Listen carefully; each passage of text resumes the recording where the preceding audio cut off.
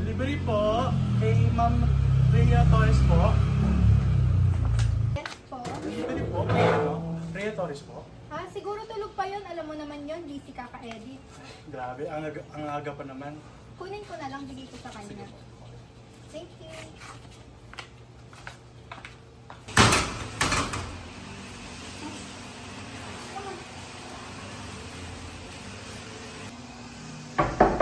Rhea! Rhea, may order ka?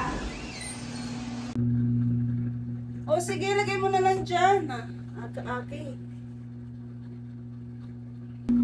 Late ka na naman natulog.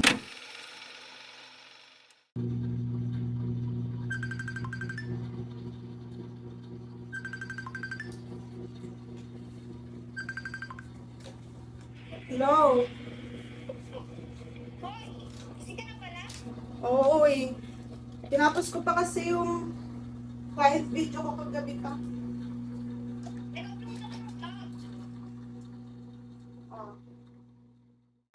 Uy, ano ba? Napanaginipan kita. Ano yun naman niya? Hindi, din sa panaginip ko, parang, may sumusunod sa'yo somewhere, pero kamukha mo din. Kaso lang ang dilim, kaya hindi kita makita.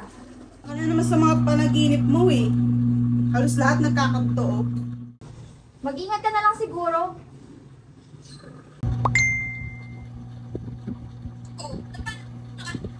May nag-text eh. Sabi sa akin, nice to Ma'am Rhea.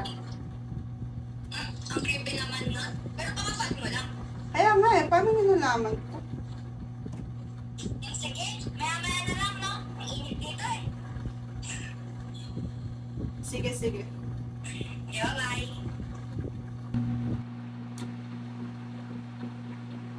Ito may ilaw tong webcam na to. Ano naka-open? Tawagan ko kaya si Pat. Di ba weird? Tagal na kasi simula na naghiwalay kami eh. Yaan mo na nga. Siya lang may alam nito eh.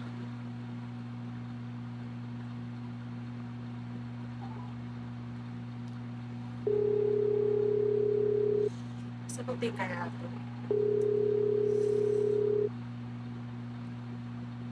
Hello Pat?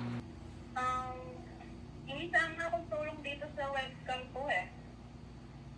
Humingi yung kasi, kahit di naman naka-open.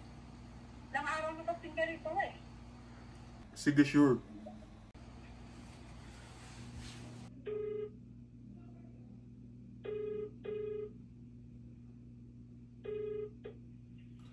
Uy pre, kumusta?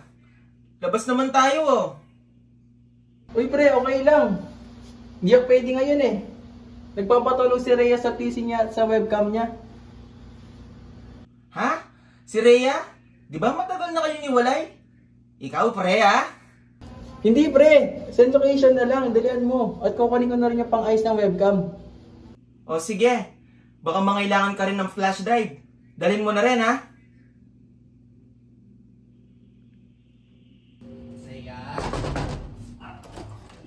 Uy Pat! Dala ko na nga pala yung pang-ayos ng webcam mo. At ng mga flash drive kung may ano man yaman. Ha? Talaga? Wala namang problema yung PC ko ah. Yung webcam lang sana yung ipapaayos ko since ang tagal na kasi nag-flicker eh. Okay, sure. Lead the way. Sige, tara.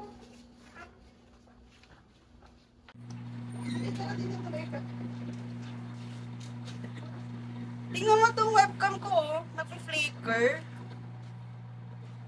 Ayun oh, ang tagal na niyang ganyan. Kahit hindi naman naka-open yung cam niya sa monitor. Sige, ako na bahala dito.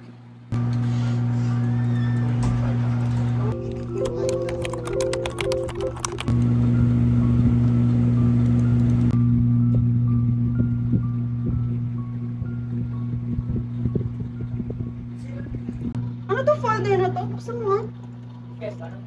Shit, ako to ah. Shit, oo nga no. Nakakata ang PC mo. Ha? Ano nangyari yun? Shit, ano nangyari?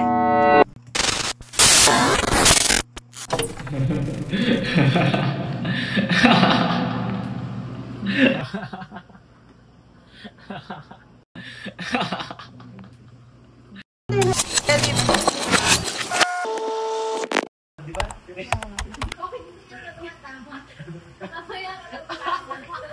ang dami kinain kanina sa show. Ang 5 rounds. Parang oo, parang na burger. Kaya pwede pa siya. Oh, sure. Kaso wag na sa baba Sana doon na sa may tabi Sige. ng Sige. kwarto ko. Sige, thank you.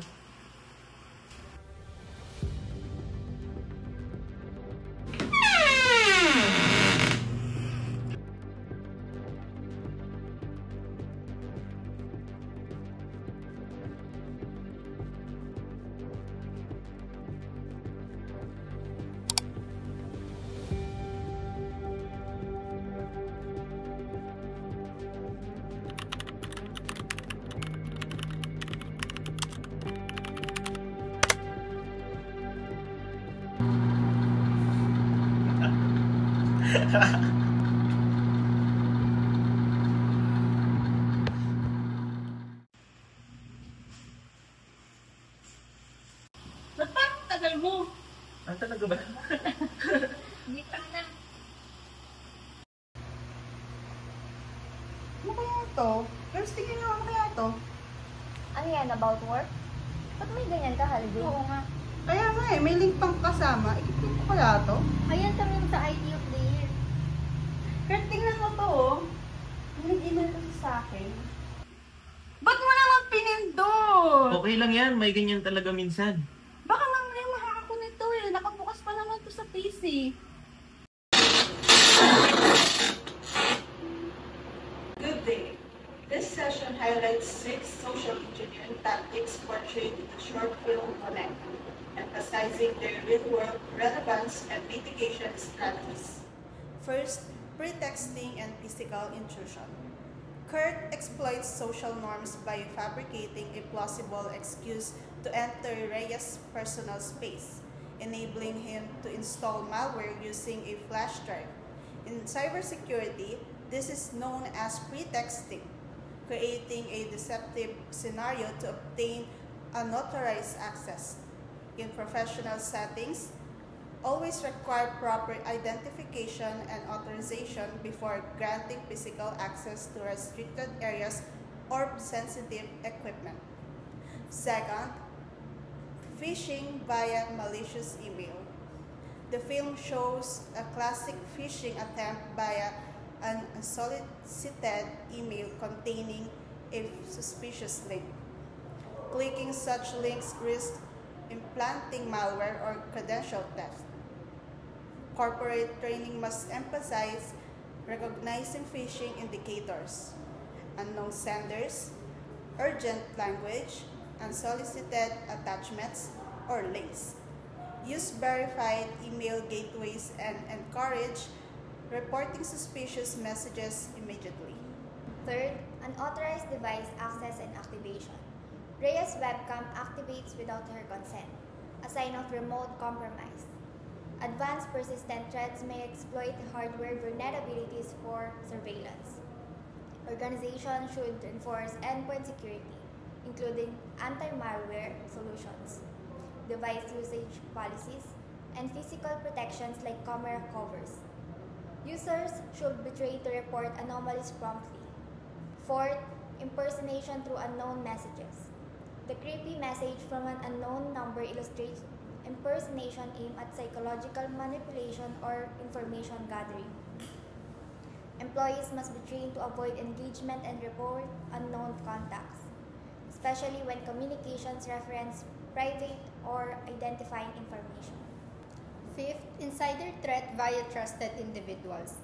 The attacker leverages insider trust. Kurt, a seemingly harmless acquaintance, secretly compromises systems.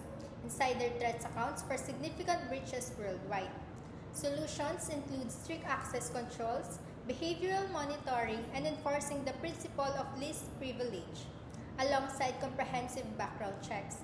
Finally, emotional manipulation through personal relationships. Emotions in relationships can be exploited to weaken security vigilance, as shown by Rhea's trust toward Patrick and Kurt. Training programs should incorporate modules on recognizing emotional manipulation tactics and encourage maintaining professional boundaries to uphold security. So, kamusta yung short film na Connect, guys? Grabe pala no, miss. Parang totoo nangyari talaga sa buhay natin. Susunod niya tatakpan ko yung webcam ko. So, good reaction ng China, that's exactly the goal of the film, na maging aware tayo. And ang social engineering kasi, hindi lang sa malalaking company nangyayari, minsan tayo mismo yung target. Miss, paano po maiwasan yung ganun? Like, ano po yung best practices and solutions? So, good question, no, Kurt? So, based sa napanood nyo ba? Kayo, class? Sa tingin nyo, paano maiiwasan yung ganito and ano yung mga best practices and solutions sa mga ganitong attack? So, anyone from the class? Sino may idea?